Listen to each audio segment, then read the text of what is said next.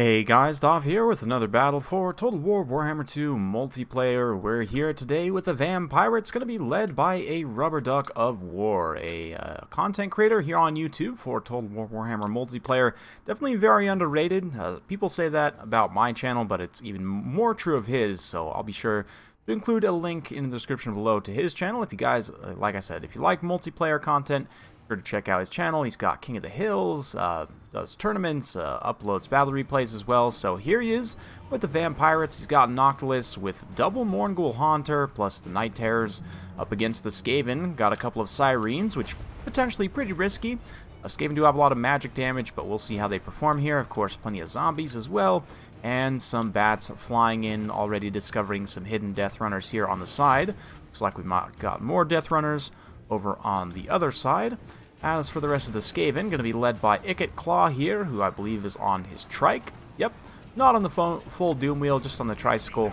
Got a Plague Priest as well, a couple of Plague Claw Catapults, Storm Vermin with Halberds in the back, some Clan Rats, Natty Boobos, plus plenty of Slingers. And it looks like just regular Clan Rats up front, and the Poisoned Wind Mortars. Quite powerful unit. They were slightly nerfed in the last patch, got slightly more expensive in the 1.8.3 update.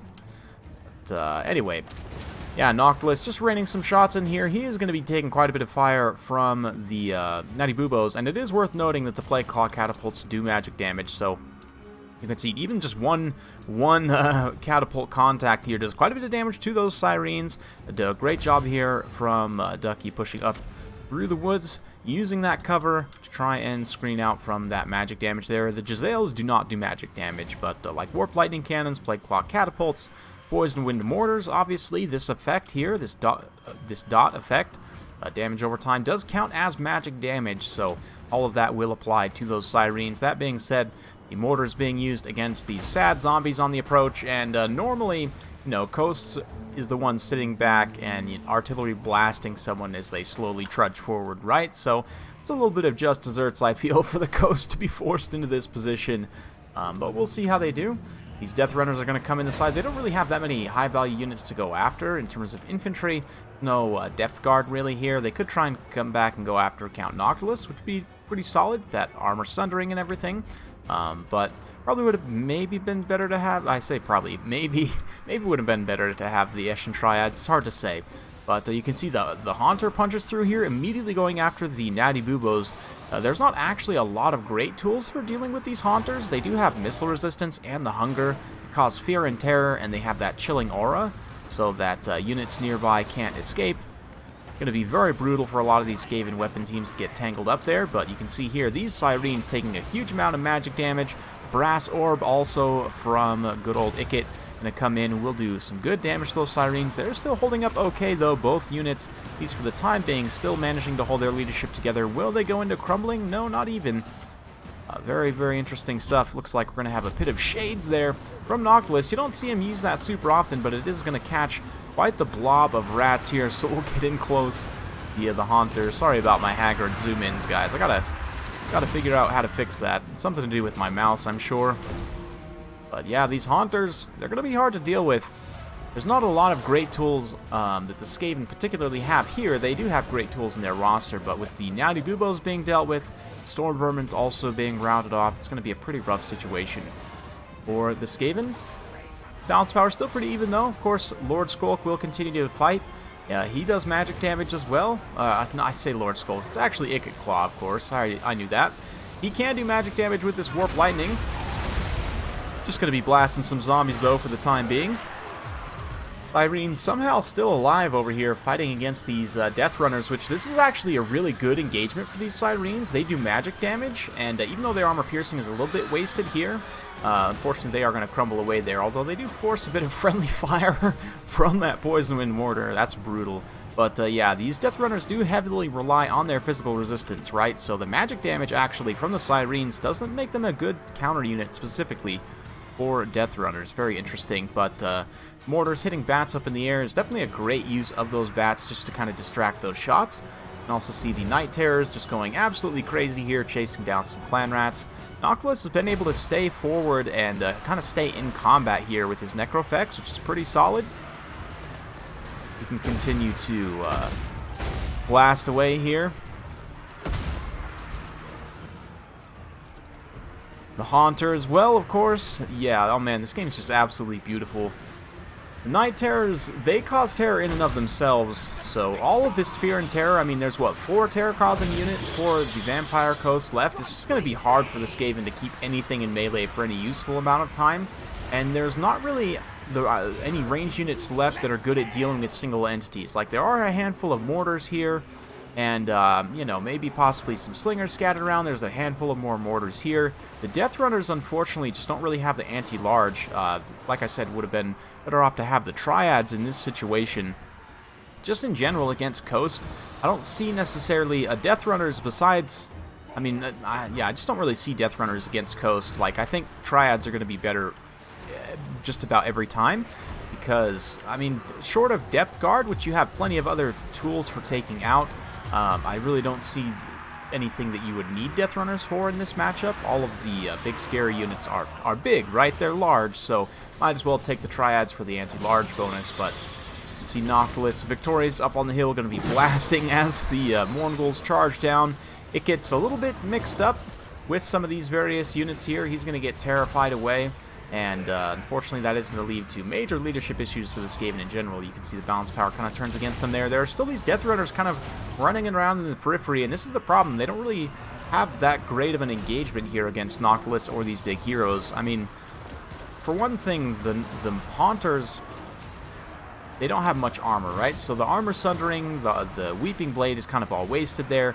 The anti-infantry is wasted there, so it's just really not a cost-efficient engagement whatsoever for those Death Runners. Storm Vermin can definitely stand and fight here a little bit, but even still, they don't have the best melee attack in the world. Their anti-large bonus is okay, but they're just going to struggle against a unit that has the hunger. Just can't put out enough DPS to kill them fast enough. Ickett's going to do his best, though, to zap his own rats here. There are a few summoned zombies, I guess, that are getting blasted by that, but Death Runners finally run in. Some clan rats here, looks like. Nope, just clan rats. Instead, the Death Runners are fighting some zombies over on the far side. Looks like they had done some damage to Noctilus, and that is a target they could go after to try to swing this thing back. But yeah, you can see a pretty decisive turn on the balance of power there, as I believe Ickett got finished off. Nope, he's still alive, just barely getting blasted by Noctilus long range. But this Plague Priest, not long for this world. The Plague Priest does magic damage, so he can fight. He could have fought the Sirens in melee, I guess.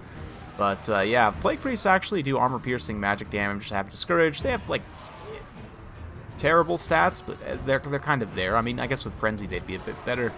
But yeah, that's going to be a win for the Vampire Coast. And I do think the Skaven have the tools to potentially deal with this. I'm not the biggest fan of the Ickett pick here. I don't know that the Ickett necessarily has that great of a matchup here. I think that the Eshin Lord, on the other hand, the Eshin Assassin Lord, Master Assassin, he is very good in this matchup. We'll talk more about that in just a minute. But Noctilus racking up 126 kills, 116 for the Mourngul Haunter there.